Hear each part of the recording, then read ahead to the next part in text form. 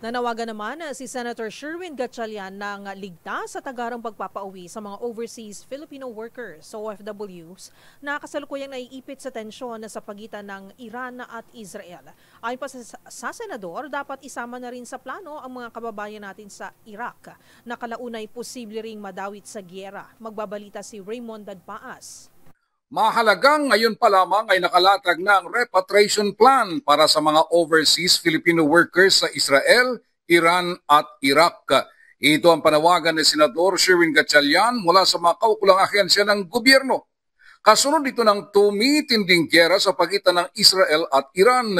Ayon kay Gatchalian, dapat handa ng ating pamahalaan para mabilis at ligtas na ma-repatriate o mapabalik ng Pilipinas ang mga OFW sa Iran, Israel at Iraq.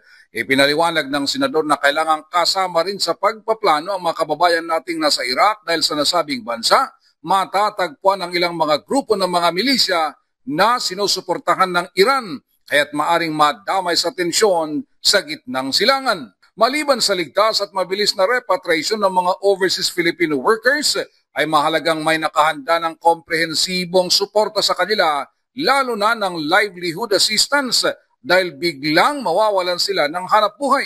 Dagdag pa ang serbisyong pangkalusugan kabilang ng mental health care dahil galing sila sa magulong lugar. Batay sa report ay may mahigit na 20,000 mga OFW sa Israel na karamihan ay mga caregivers. Halos 2,000 sa Iraq, maliban pa sa 2,000 din na nakapag-asawa na ng mga Iraqi at halos 1,000 naman sa bansang Iran.